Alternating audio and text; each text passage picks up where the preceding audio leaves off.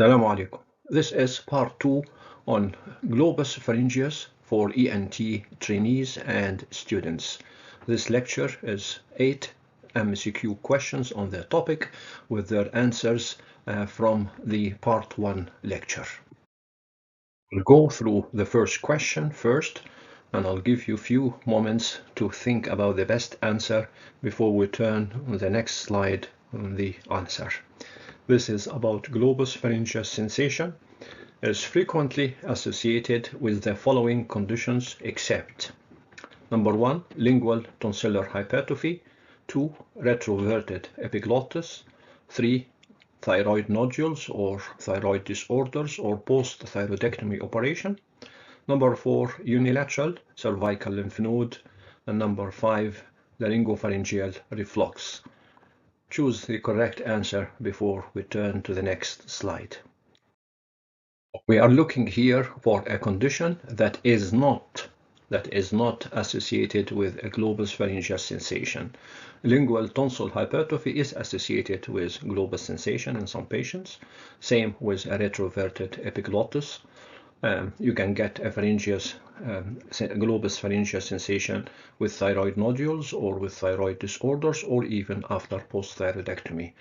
But you should not present with a globus sensation after a unilateral cervical lymphadenopathy. This is the correct answer. And of course, you can get the sensation with laryngopharyngeal reflux. All these groups of patients, and probably more, may present with a globus sensation as their initial symptom. They may have lingual tonsillar hypertrophy. They may have irritation or inflammation of the hypopharynx or a postnasal drip. They may have a retroverted epiglottis touching the posterior pharyngeal wall. They may have a prominent cervical osteophytes. Some may have thyroid nodules or after thyroidectomy, and voice fatigue and tension in the muscles of the neck and the back of the neck, iron deficiency and Plummer-Vinson syndrome, and more sinister conditions like early lingual or pharyngeal upper aerodigestive tract tumors. But more commonly, they may have a degree of one form or the other of reflux, or they may have esophageal or pharyngeal dysmotility, particularly affecting the upper esophageal sphincter. This question is about how the patients describe the globus pharyngeus sensation.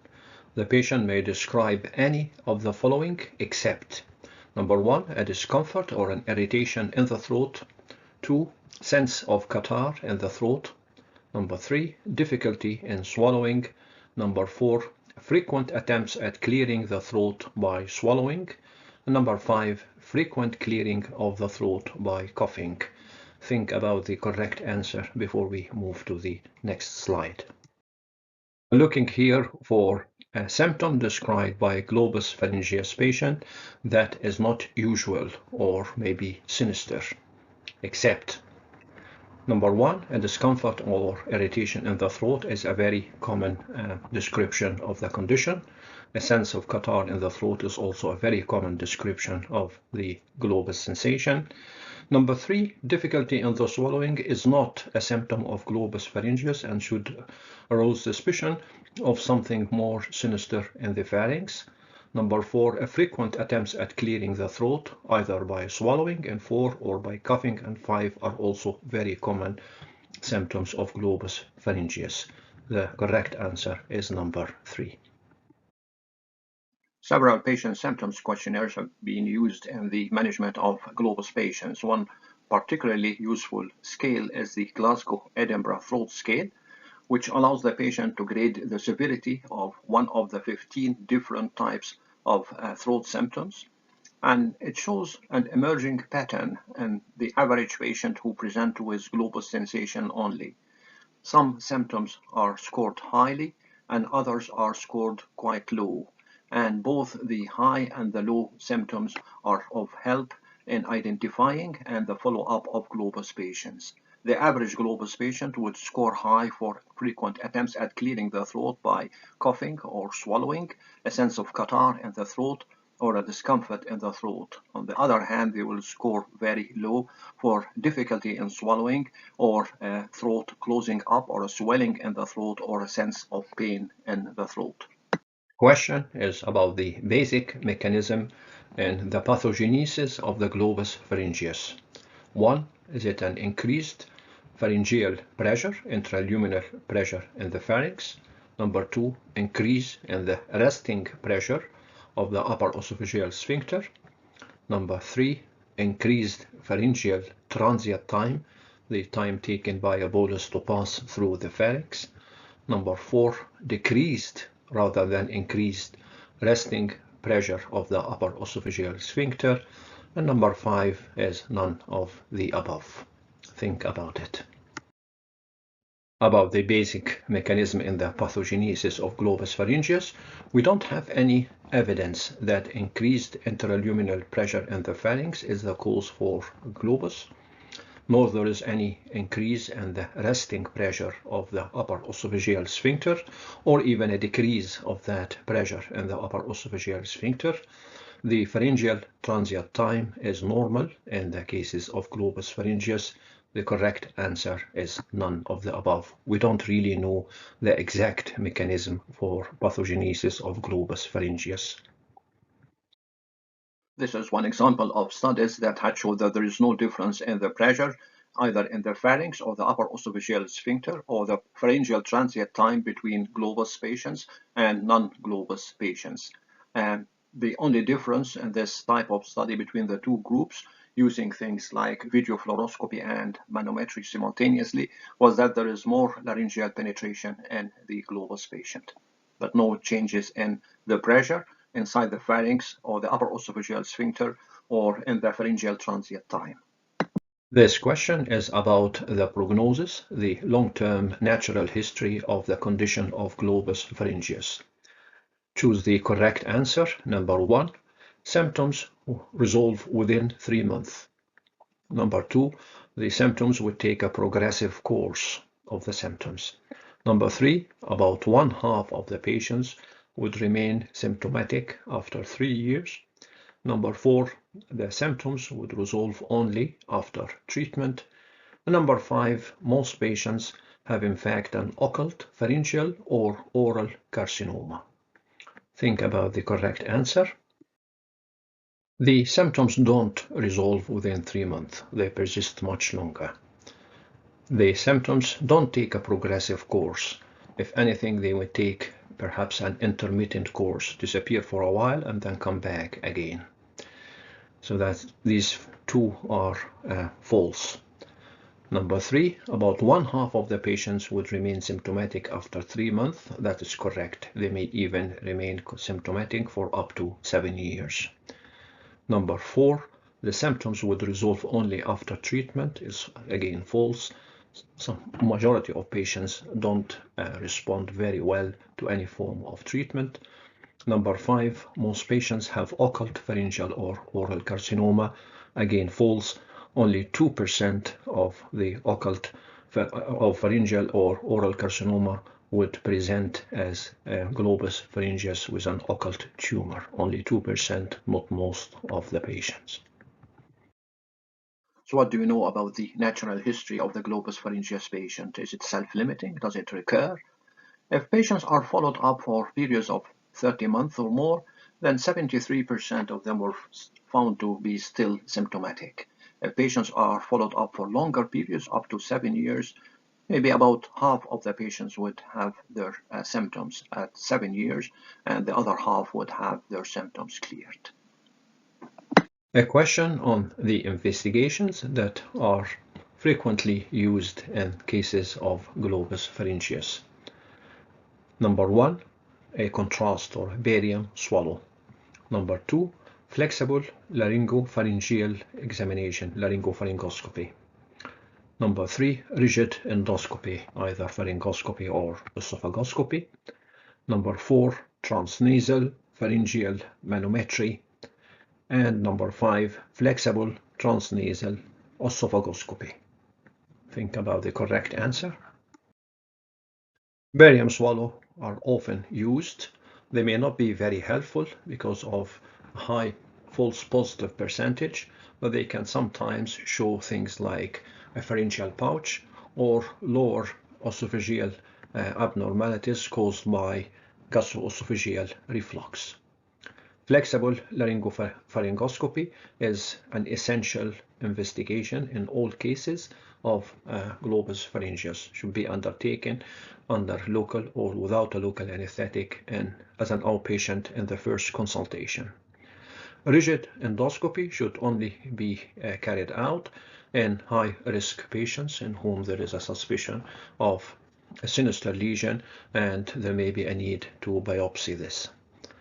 Number 4, transnasal pharyngeal manometry is not used except in very few centers, mainly as an academic tool for investigation of very resistant cases of globus or to investigate the etiology and the pathogenesis of the condition. Number 5, flexible transnasal oesophagostomy is now becoming also a standard in most, if not all, cases of Globus pharyngeus to examine the esophagus as well as the pharynx and determine if there are any abnormalities in the lower esophageal part that would be expected in between 30 and 50% of the cases of globus. It did actually show abnormalities in as much as 2/3 of the globus patients, but these abnormalities again were very non-specific and it could not demonstrate or confirm the association between globus sensation and an elevated upper esophageal sphincter pressure or relaxation time or pharyngeal transient time and things of the sort. So it did show lots of different non-specific abnormalities. None of them was diagnostic. A question on the sinister symptoms, the red flags that should arouse suspicion that there is something serious going on, not just a globus sensation. In the globus cases, the following symptoms are sinister, except number 1, a weight loss, 2, dysphagia, 3, pain in the throat, 4, voice fatigue, 5, unilateral globus sensation. Think about the correct answer. We are looking for something that is not sinister, except weight loss is sinister and should be investigated for a pharyngeal tumor. Dysphagia is also sinister and there may be a pharyngeal or an upper esophageal tumor. Pain is very unusual in cases of globus pharyngeus and may indicate an ulceration or a mass in the pharynx. Voice fatigue is not sinister. Voice fatigue, in fact, is one of the common presentations of globus pharyngeus patients having phonoathenia, and in fact, voice therapy is one form of the advised treatment for globus patients. Unilateral symptoms are sinister and should always be investigated further because the classic globus pharyngeus is in the midline or affect the two sides equally. This question is on the indications for rigid endoscopy. Rigid endoscopy has a 1% serious morbidity or mortality complications rate, so it is reserved for the high-risk patients. The question here is rigid endoscopy would be considered in the following conditions except. So we'll be looking for an exception to a serious condition requiring an invasive procedure like a rigid endoscopy under general anesthesia.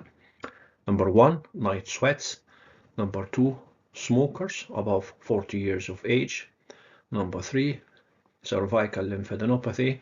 Number 4, weight loss. Number 5, difficulty in swallowing. The question is on the indications of rigid endoscopy and the red flags indicating a serious condition or have to be placed into the high risk group. Number 1, night sweats is a red flag and indicates that there is maybe something serious that needs investigation, but not a rigid endoscopy. It needs investigations by other means. It may be due to certain granulomas like TB or certain lymph node tumors like Hodgkin's but it does not require rigid endoscopy, so this is the correct answer.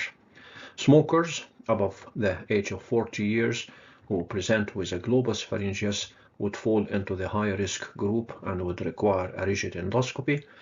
Cervical nodes in globus pharyngeus patients would also require endoscopic examination, rigid endoscopy. Weight loss and difficulty in swallowing would also place the patient in the high-risk group.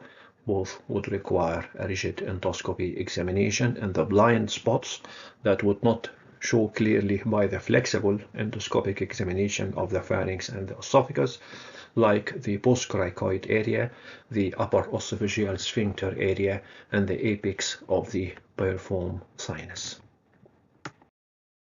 The other essential thing at the first consultation of globus patients is to identify any of the red flags.